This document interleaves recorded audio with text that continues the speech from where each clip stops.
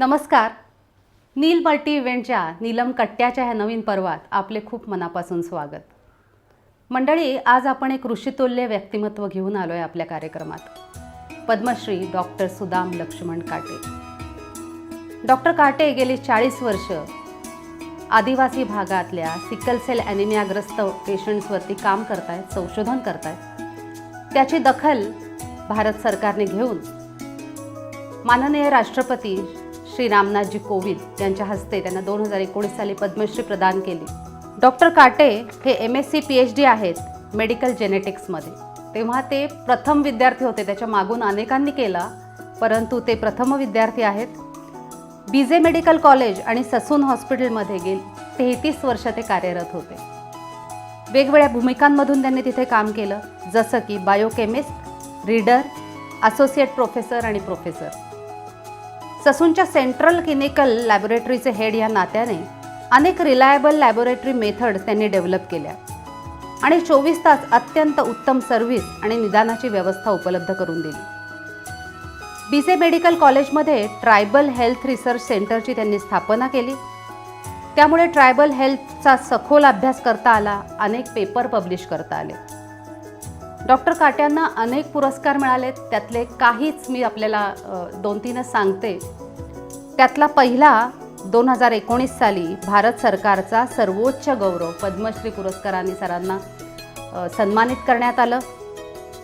2017 साली sickle cell advocate हा voluntary health organisation California America यांच्याकडूनही त्यांना पुरस्कार मिळाला. सांगण्यास अत्यंत आनंद होतोय की हा पुरस्कार भारतीयाला पहिल्यांदाच मिळाला आणि तो सन्मान डॉक्टर काटे यांना मिळाला. 2015 साली MUHS नाशिक यांच्यातर्फे जीवन गौरव पुरस्कार त्यांना प्रदान करण्यात आला. आज डॉक्टर काट्यांचं वय 88 आहे, परंतु आपण पाहताय सुदाम काटे रिसर्च फाउंडेशनची स्थापना करून त्यामार्फत ते अनेक उपक्रम राबवत आहेत. आपण त्यांच्या मुलाखतीमधून ह्या उपक्रमांची माहिती तर घेणारच आहोत आणि त्यांच्या पुढच्या भविष्यातल्या ज्या काही स्वप्न आहेत त्यांची त्याबद्दलही जाणून घेणार आहोत. नमस्कार. I am Sharmila Basu, daughter of Padmashri Dr. Sudam Lakshman Kate. We together have started a foundation, Sudam Kate Research Foundation. The objectives of this foundation are to develop a seamless and integrated approach to alleviate the sufferings from patients affected with sickle cell disease, especially poor tribal populations of Maharashtra where the disease has high prevalence. The sickle cell disease, also called hemoglobinopathy, is a severe form of anemia. This is an inherited genetic disorder caused by a mutation in hemoglobin gene. This results in destruction of red blood cells through a sickling process leading to severe anemia. That is fatal if not treated. Treatment for sickle cell anemia disease is usually symptomatic. The quality of life in these patients is very poor due to many-fold complications. Our foundation has 4 cornerstones to approach the problem of sickle cell disease. These include large community screening programs using laboratory tests to identify the sickle cell gene. This is important because early identification and marriage counseling can prevent further transmission of this gene and reduce the burden quite a lot. We also would like to develop aggressively community counseling programs and supportive health care to sickle cell disease affected population. It is very important from the social point of view to provide proper rehabilitation to sickle cell disease affected patients. We will try to explore sustainable development in these areas through community partnerships. A very important collateral damage of sickle cell disease is the lack of education in affected children. As the tribals live in remote places, there are few accessible schools And for a sickle cell disease affected child, movement is very, very painful. Also, their nutritional status is very poor, thus aggravating disease symptoms. We shall try to cultivate basic educational access and infrastructure development in these areas. I therefore appeal to all of you to kindly donate to develop a sickle cell community health center at Shahada, Nandurbar district, Maharashtra. I thank you from the bottom of my heart. Namaskar.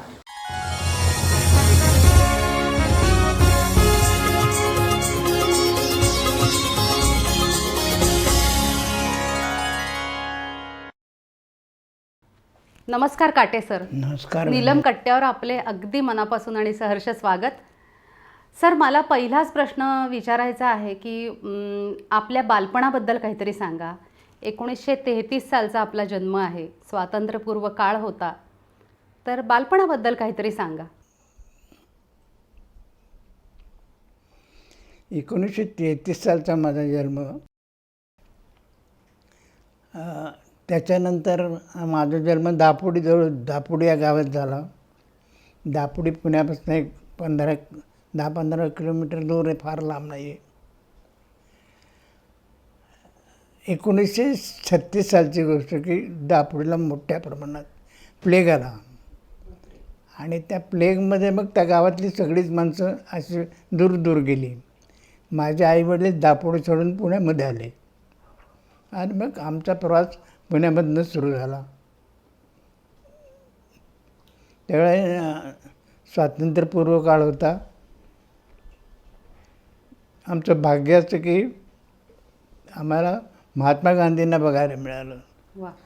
Pandit Jawaharlal नेहरूंना काही बघायला मिळालं नाही, पण वल्लभभाई पटेल यांना बघायला मिळालं. मी थोडासा मोठा होतो, म्हणजे 42च्या सुमारास मला. त्यावेळेला आम्हाला बातम्या यायच्या की गांधीजींना पकडलं, वल्लभभाईंना पकडलं, किंवा इकडे गोळीबार झाला, तिकडे गोळीबार झाला. म्हणजे थोडंसं भीतीचं वातावरण होतं. आणि मी साधारण त्यावेळेला आम्हाला कर्फ्यू असायचा. मी दारं खिडक्या बंद करायचा आणि मग ते ब्रिटिश सोल्जर टाक टाक टाक आवाज करून परेड करायची. त्यांची दारं खिडक्यासुद्धा आम्हाला बंद करायला लागायच्या. जरा जरी कोणी खिडकीवरून बघितलं की ते सोल्जर लगेच त्या बाजूला त्यांची रायफल ओढायची. असं एक भीतीचं वातावरण होतं त्याच्यामध्ये. पण तो काळ म्हणजे साधारण भीतीयुक्तच काळ होता असा. पुढे मग 1947 साली स्वातंत्र्य मिळालं देशाला. मी आणि माझे समगडी त्या दिवशी आम्ही खूप नाचलो. हातात तिरंगा झेंडा घेतला. महात्मा गांधी की जय, जवाहरलाल नेहरू की जय असं म्हणत संबंध दिवसभर आम्ही नाचत होतो. म्हणजे त्या स्वातंत्र्याचा आनंद हा त्यावेळेला आम्हाला प्रगट करता आला. पण सगळं समजण्यात का फारसा मोठा नव्हतो मी त्यावेळेला. पण स्वातंत्र्याचा आनंद मात्र आम्हाला सगळ्यांना झाला होता. घरात कसं वातावरण होतं? घरातलं वातावरण तू म्हणशील तर आईवडील 35 मगाशी मी तुला सांगितल्याप्रमाणे 35 साली प्लेग झाल्यामुळे आईवडील पुण्यामध्ये आले. मग आम्ही पुण्यातच राहायला लागलो. आई आणि वडील दोघे अशिक्षित होते. बरं. पण वारकरी संप्रदायाचा त्यांच्यावरती भरपूर प्रभाव होता. बरं. तर ते दर आषाढी एकादशीला पंढरपूरला जायचे, दर महिन्याच्या वारीला आळंदीला जायचे. तर एक सोनोपंत मामा म्हणजे ते सोनोपंत दांडेकर सप महाविद्यालयाचे प्रिन्सिपाल होते. ते कीर्तन करायचे. बरं. आणि ते कीर्तन करताना त्या अध्यात्माबरोबर ते शिक्षणाबद्दलसुद्धा माहिती सांगायचे. मुलांना तुम्ही शिकवा असे सांगायचे. त्यामुळे त्या प्रभावामुळे आईवडिलांना दोघांना असं वाटायचं की आपल्या मुलांनी खूप शिकावं. बरं. मग त्यामुळे आम्हाला थोडीशी त्यांनी सारखे आम्हाला आठवण केली त्यामुळे आम्हाला अभ्यासाची गोडी लागली. आणि आईवडिलांनी इतके कष्ट केले आमच्या शिक्षणासाठी की ते लक्षात घेऊन आम्ही अभ्यास चांगल्या रीतीने करायचो. त्याच वेळेला माझी मोठी बहीण राष्ट्रसेवा दलामध्ये होती. ती राष्ट्रसेवा दल असल्यामुळे राष्ट्रसेवा दलाचे बरेच मंडळी आमच्याकडे यायची. बाबा आढावायची, भाई वैद्य यायची. आणि मग त्यांच्या त्या चर्चा व्हायच्या की देशातल्या गरीब लोकांसाठी काय केलं पाहिजे असं. ते बऱ्याच गोष्टीवरती चर्चा व्हायची. त्यामध्ये काही विद्वान लोक आमच्या यायचे की अंगात फाटका शर्ट पण चिंता मात्र विश्वासी असायची त्यांची. असे उत्तुंग व्यक्तिमत्व असलेली माणसं सुद्धा आम्हाला जवळून पाहायला मिळाली. ते भाग्याचं आहे. हे भाग्याचं आहे. आणि त्यामुळे मग आम्हाला शिक्षणाची गोडी लागली असतं त्याच्यात. मस्त. आता मला सांगा की आईवडिलांचा किती प्रभाव राहिला तुमच्यावरती? म्हणजे पुढच्या आयुष्यामध्ये आईवडिलांची जी शिकवण होती, आईवडिलांनी जे संस्कार केले, त्याला किती महत्त्व आहे असं वाटतं तुम्हाला? नाही, आमच्यावर दोघांचे संस्कार झाले. का आईवडिलांचे झाले. त्यांनी त्यांच्या परीनं जसे संस्कार करता आले, चांगले संस्कार करता आले, ते संस्कार केले. आणि बहिणीमुळे मग समाजवाद कसा असतो, समाजवादी लोक कसे असतात, समाजवादी काय काम करतात, या गोष्टीचा माझ्या आयुष्यावरती परिणाम. म्हणजे समाजसेवेचं बाळकडू पण तेव्हा तुम्हाला मिळालं. बरोबर. त्यांच्या थ्रू मिळालं. सिंधुताई काटे ह्या तुमच्या थोरल्या बहीण. हो हो. शिक्षण कुठे झालं? म्हणजे शालेय, मग कॉलेजचं वगैरे? शालेय शिक्षण, प्राथमिक शिक्षण शनिवार पेठेतल्या नवीन मराठी शाळेमध्ये. त्याच्यानंतर हायस्कूलला समोरच रमणबाग होती, रमणबागेत शाळेत हायस्कूलचं शिक्षण झालं. त्यावेळेला आमच्याकडे मॅट्रिक होतं, 10वी वगैरे नव्हती. मग मॅट्रिक परीक्षा ही मी नवीन आपलं रमणबागेतनं केली. आणि मग एक वर्ष काय करायचं पुढे असं, कारण कॉलेजला जायचं म्हटलं तर फीला पैसे पाहिजे. आर्थिक स्थिती एवढी सपोर्टिव्ह नव्हती. आर्थिक परिस्थिती नव्हती. मग एक वर्षानंतर माझ्या मोठ्या बहिणीने सुचवलं की तू शिकवण्या कर. अच्छा. मग मी ते शिकवण्या करायला लागलो. एक शिकवण्याची येते की नारायणपेठेतनं नानापेठेमध्ये भाऊ किराड म्हणून एक होते, त्यांच्या 2 मुली होत्या. त्या 2 मुलींना शिकवायला मी जायचो. त्याच्यानंतर आवाबाईंच्या 2 मुली होत्या, त्यांनाही शिकवायला जायचो. असं शिकवण्या करायल्यानंतर मला असं वाटलं की आपण शिक्षणापर्यंत पैसे नक्की मिळू शकू. मग त्याच्यानंतर दुसऱ्या वर्षी MS कॉलेजमध्ये ॲडमिशन घेतली BScला. मग सकाळी ह्या 2 शिकवण्या करायच्या, पायी यायचं त्यावेळेला, कारण दुसरं काही नव्हतं, वाहनं नव्हतीच तेव्हा. मग 10 वाजेपर्यंत 2 शिकवण्या करायच्या, 10ला कॉलेजला जायचं, 10 ते 5 कॉलेज असायचं. आणि 5 नंतर मग परत रात्री 9 वाजेपर्यंत शिकवण्या करायच्या. असं करून मी BScपर्यंत माझं शिक्षण केलं. मला खर्च होता, म्हणजे घरातला खर्च होताच, पण शिक्षणासाठी मी काय आईवडिलांना त्रास दिला नाही. शिकवणीपुरते म्हणजे फीपुरते मी माझे पैसे त्या शिकवणीच्या ह्याच्यातनं काढले. ती आस होती एक शिक्षणाची, ती महत्त्वाकांक्षा होती. मंडळी, आपण पाहतोय की संघर्ष लहानपणापासून होता डॉक्टर काटे यांच्या जीवनात, आणि तो अजूनही समाजसेवेच्या निमित्ताने राहिला. त्यांच्या मनामध्ये समाजसेवेचं बीज त्यांच्या थोरल्या भगिनींनी पेरलं आणि आज त्याचा मोठा वृक्ष झालेला आहे. त्यामुळे सिंधुताई काट्यांनासुद्धा आपण नमस्कार करतो ह्या आपल्या नीलम कट्ट्यावरून. आणि डॉक्टर काट्यांचे आईवडील ज्यांनी त्यांना थोडं आध्यात्मिक पातळीवर जाऊन शिक्षण किती महत्त्वाचं आहे हे सांगितलं, त्यांनाही आपण नमन करतो आहे. त्या काळी आपल्याला दिसत नाहीत एवढं शिकलेली माणसं, डॉक्टर काटे, मला विचारायचं आहे की BSc झाल्यानंतर MSc करायचं लगेच ठरलं का मधल्या काळात काही नोकरी वगैरे केलीत आपण? BSc झाल्यानंतर महाराष्ट्र सरकारने BG मेडिकल कॉलेजतर्फे लॅबॉरेटरी टेक्निशियनच्या जागा ट्रेनिंगसाठी ते जागा डिक्लेअर केल्या. मी त्या जागेसाठी अर्ज केला. जवळजवळ 500 लोकांनी त्या जागेसाठी अर्ज केला होता. पण मग त्याच्यात काय झालं की त्याने त्या आमच्या मार्कांच्या बेसिसवरती 10च लोकांना सिलेक्ट केलं म्हणजे इंटरव्ह्यूसाठी सिलेक्ट हां, केलं. बोलावलं त्यांना घ्यायचे होते 6च मुलं असे. मग ती 6 मुलं भरून गेली. माझा 7वा नंबर होता. मला काही नंबर लागला नाही म्हणून मी थोडासा नाराज झालो होतो. पण 1 महिन्यानंतर त्याच्यात आडकर नावाचा एक विद्यार्थी होता. त्याला मिलिटरीमध्ये नोकरी मिळाली चांगल्या प्रकारची, म्हणून त्यांनी सोडून दिलं ते. आणि मग मला 1 महिन्यानंतर बोलवलं ते कोर्ससाठी. असं कोर्समध्ये आम्ही उत्तम सगळं शिकलो. म्हणजे पॅथॉलॉजी डिपार्टमेंटमधल्या प्रत्येक सेक्शनमध्ये आम्हाला ट्रेनिंग देत गेले. तसंच आम्ही ट्रेनिंग केलं. त्या मुलांचा कोर्स 1 वर्षात पूर्ण झाला. माझा काही 1 वर्ष झालं नव्हतं, 11च महिने झाले होते. मग त्या राहिलेल्या त्याच्यानंतर 12व्या महिन्यानंतर माझी उशिरा परीक्षा घेतली. बरं. तोपर्यंत हे पहिले 5 जण होते. त्यांना महाराष्ट्रातल्या निरनिराळ्या ठिकाणी, कुणाला कोल्हापूर, कुणाला रत्नागिरी अशा ठिकाणी पोस्टिंग दिलं गेलं.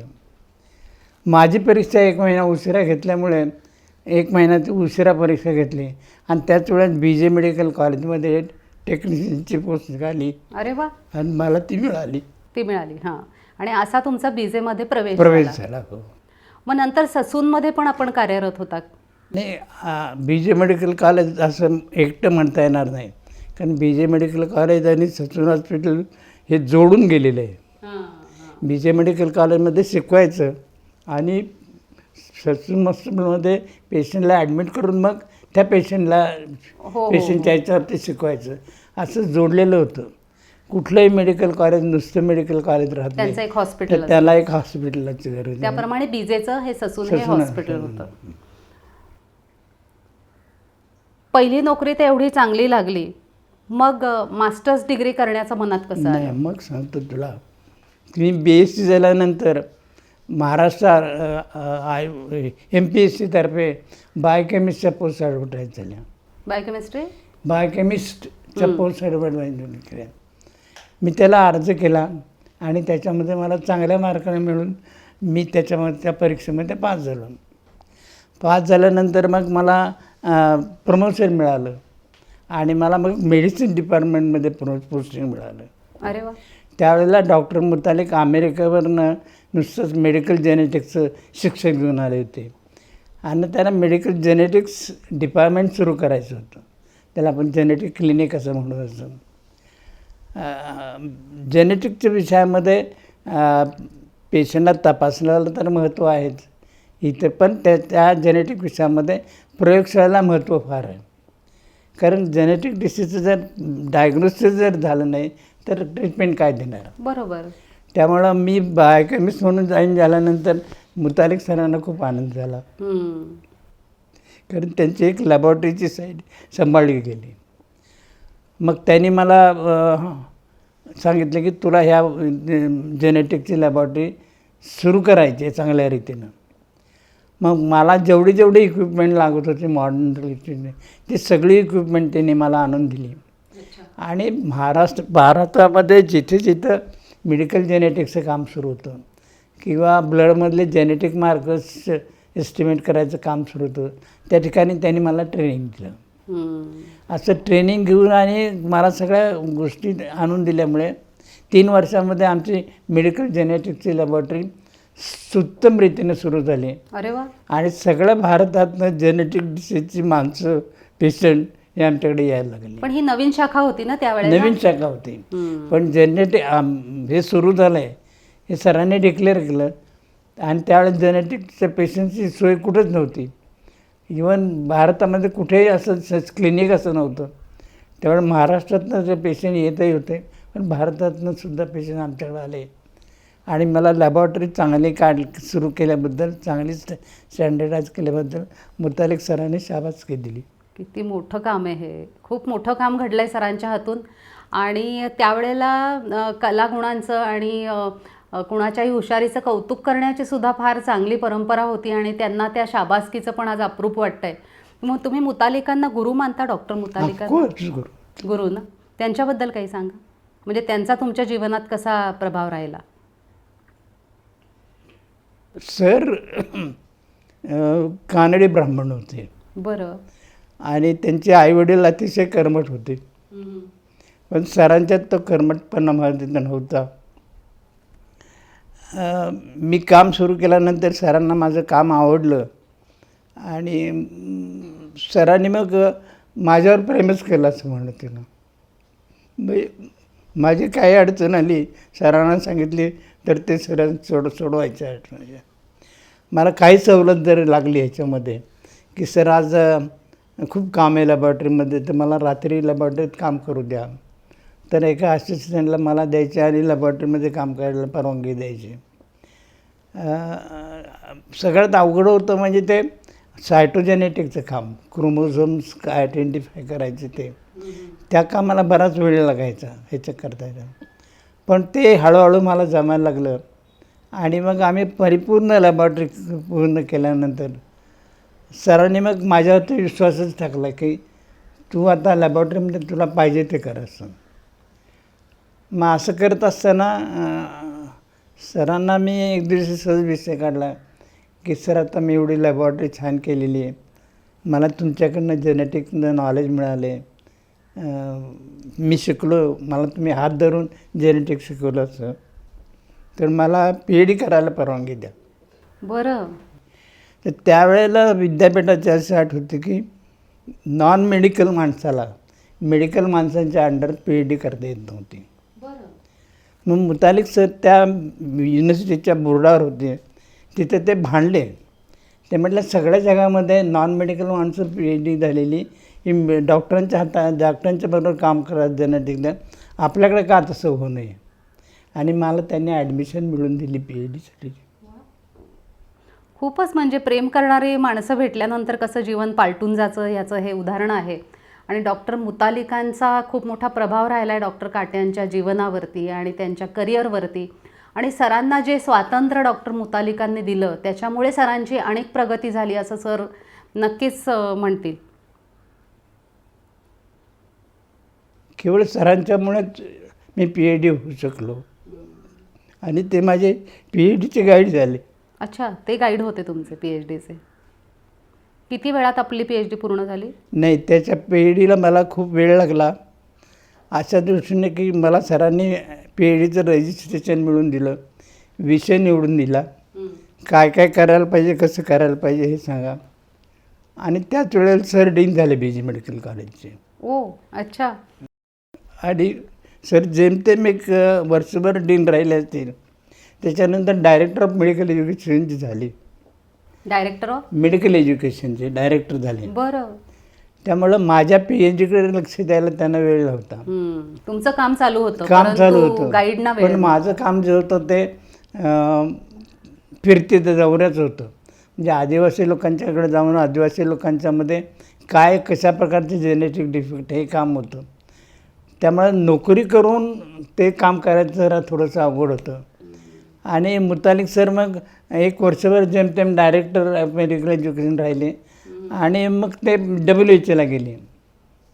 पण WHOला जाताना त्याने विद्यापीठाला लिहून दिलं की मी ज्या ज्या वेळेला पुण्यामध्ये येईल त्या वेळेला मी ह्याला गाईड करेल, तर माझी गाईडशिप ह्याच्याकरता राहू द्यात असं त्यांनी सांगितलं.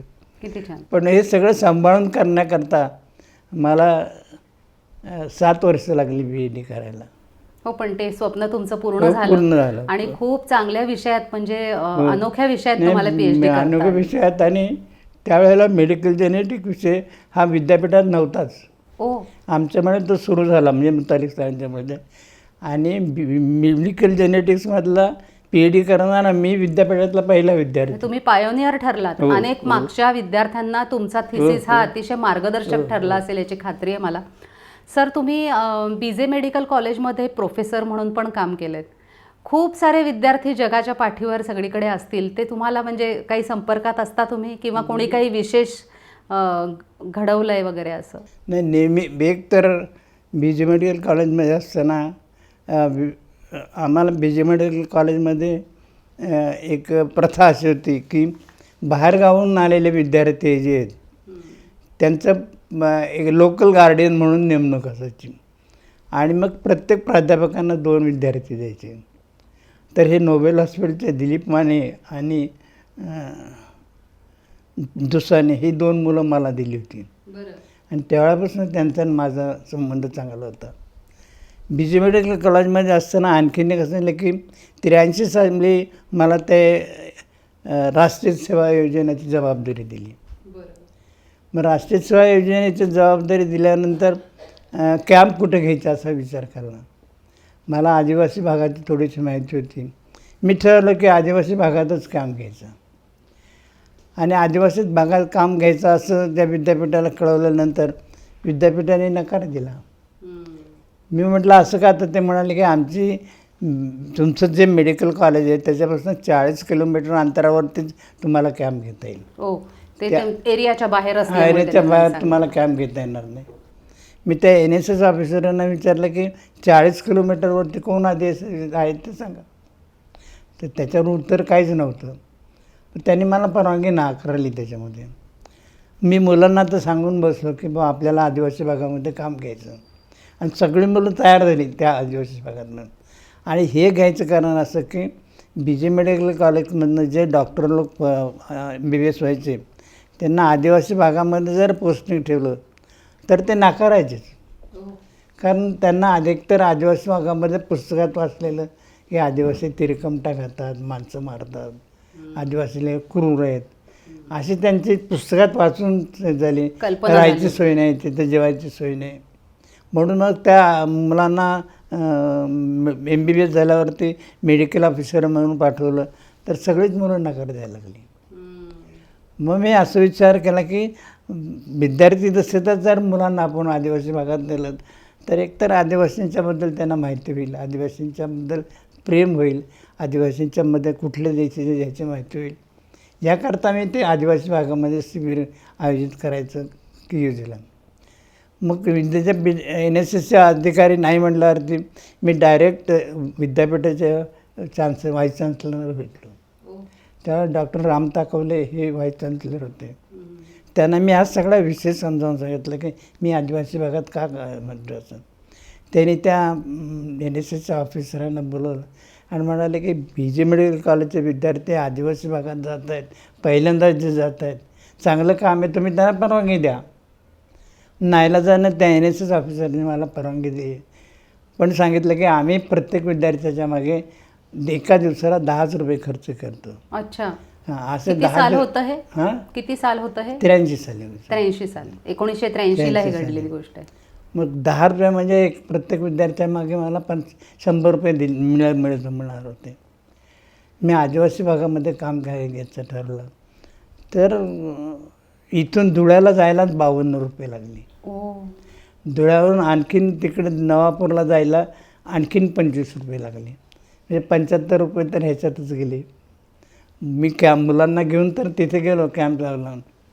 आता ह्या 10 दिवसाचा कॅम्प घ्यायचा तर मुलं काम करतील पण मुलांना जेवायला काय द्यायचं, पैसे कुठून हो अगदीच. मग त्यावेळेचं खासदार माणिकराव गावित खासदार होते. बरं. त्यांच्या हस्ते उद्घाटन केलं त्या शिबिराचं.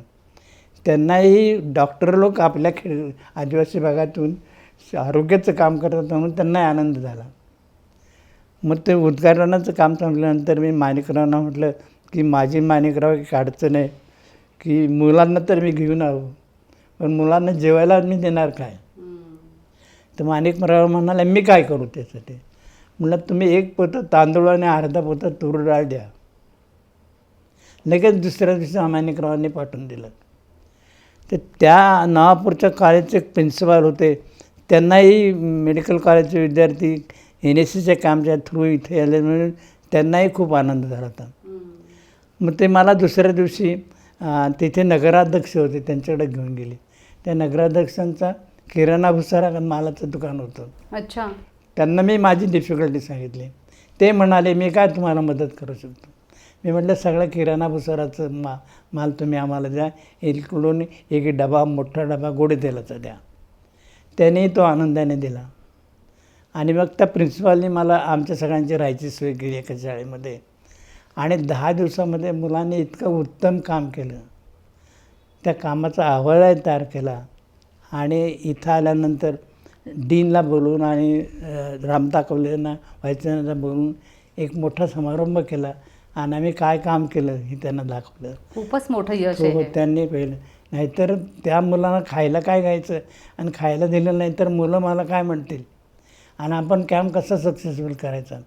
पण सगळ्या गोष्टी मी इच्छा असल्यामुळे जमवून आल्या आणि तो पहिला कॅम्प NSSचा आमचा सक्सेसफुल झाला. क्या बात आहे. मला असं वाटतं चांगलं काम जेव्हा आपण करायला जातो तेव्हा अनेक मदतीचे हात उभे राहतात. फक्त तुमच्यासारखा इन्स्पायरिंग टीचर पाहिजे जो मार्ग दाखवतो मुलांना आणि त्यानंतर मुलं त्या मार्गावरती पुढे जातात. तर हे विद्यार्थ्यांबद्दल तुम्ही सांगत होतात मला काहीतरी. हे आता हे विद्यार्थी होते ते MBBS झाले, MS झाले, सगळ्या देशभर पसरले विद्यार्थी. परदेशातसुद्धा गेले काही विद्यार्थी याच्यामध्ये. पण मी मुलांच्या सानिध्यात NSSमुळे तर जास्त आलो. त्यामुळे प्रत्येक विद्यार्थी माझ्या सानिध्यामध्ये आला आणि कुठे गेलं काय गेलं तरी ते माझी आठवण करत होते. मी त्याच्यात एक चांगलं केलं की मी प्रत्येक विद्यार्थ्याचे त्या टेलिफोन नंबर होते. मोबाईल आल्यानंतर मोबाईल नंबर घेतले आणि प्रत्येकाच्या वाढदिवसाच्या दिवशी त्या विद्यार्थ्यांना मी शुभेच्छा द्यायच्या आवडली. अरे वा. त्यामुळे मुलं माझ्या चांगल्या संपर्कात आली. त्यातल्या त्यात मी आदिवासी भागामध्ये काम करत असताना त्यावेळेला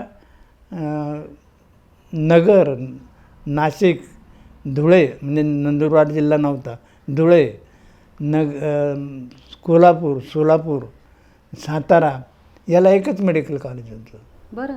त्यामुळं आणि मग ही मुलं पांगली त्यांच्या भागात MBBS झाल्यानंतर. मग मी जिथे जिथे काम घ्यायचो तिथे त्या मुलांना भेटायचो आणि मग ती मुलं मला जेवढं त्यांना सहकार्य करता यायचं तेवढे सहकार्य करता यायचं. काही मुलं सिव्हिल सर्जन झाली. मग त्यांच्या भागामध्ये काम केल्यानंतर ते म्हणायचे की सर थांबा मी तुम्हाला गाडी देतो, मी तुम्हाला आमच्या गावामध्ये तुमच्या विद्यार्थ्यांची जेवायची सोय करतो, अशा तऱ्हेचं, किंवा तुम्हाला कलेक्टरांची परवानगी मिळवून देतो. अशा तऱ्हेचं सगळ्या विद्यार्थ्यांनी माझं कामाचं कौतुक केलं आणि मी ज्या त्यांच्याकडे गेलो त्यांनी मला मदत केली. म्हणजे विद्यार्थी दशेमध्ये मी त्यांच्यावरती जे संस्कार केले ते संस्कार मला उपयोगी पडले त्यांच्याबद्दल. अगदी अगदी. कधीही चांगलं काही काम केलं तर त्याचे रिटर्न्स हे मिळतातच. सर ते तुम्ही जे मेडिकल जेनेटिक्स सेंटर उभारलं त्याच्यामध्ये काय काम चालत होतं आणि अजूनही ते आता कार्यरत आहे का? नाही, त्याच्यामध्ये काय एकतर जेनेटिक डिसीजचा पेशंट आला आमच्याकडे तर त्याचं एक ब्लड घ्यायचं आणि त्या ब्लडवरनं त्याला जशा तऱ्हेचं डिसीज असेल त्याप्रमाणे समजा त्याला बायोकेमिकल टेस्ट लागत असतील तर त्या बायोकेमिकल टेस्ट आम्ही आमच्याकडे करायचो. त्याला क्रोमोझोमचा अभ्यास साठी असेल तर क्रोमोझोमचा काय अभ्यास करायचा.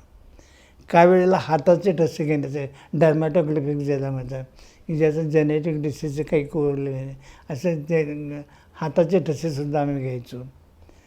अशा तऱ्हेचा निर्णय. आणि मग मॉडर्न काय नवीन काय आलं तर तेही आपल्या इथं करता येईल का याच्यासाठी आम्ही प्रयत्न म्हणजे करतो. अखंड ते अभ्यास चालूच होता.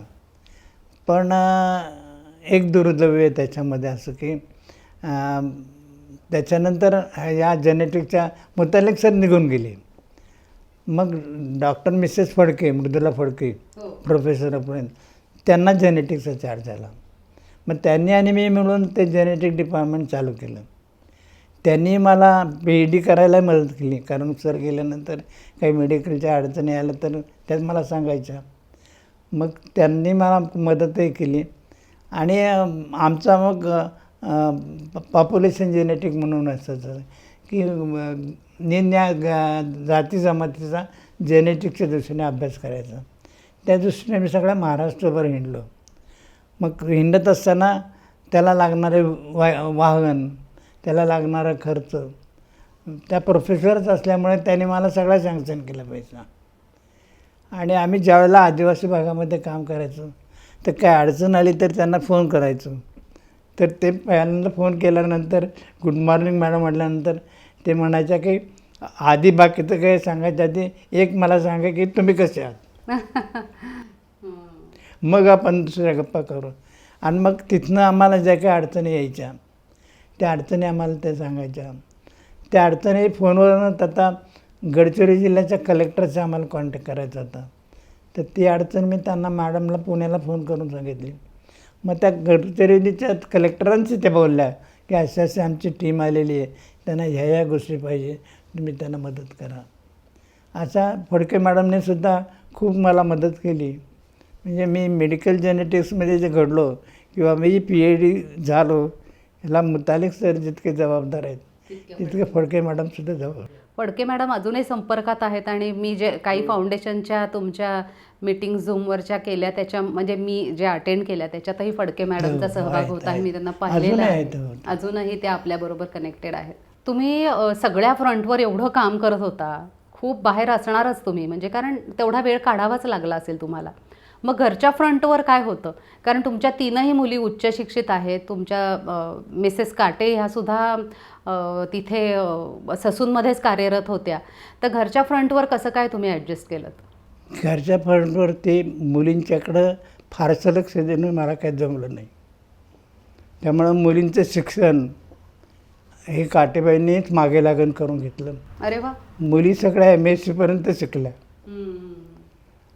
पुढे PhD करायला त्यांना वाव होता, पण त्याच्या आधी त्यांची लग्न झाली, त्यामुळे त्यांना पुढे PhD काही करता आलं नाही. हे निश्चित असतं, कारण एकदा प्रपंचात पडल्यानंतर त्यांच्याही प्रायोरिटीज बदलतात.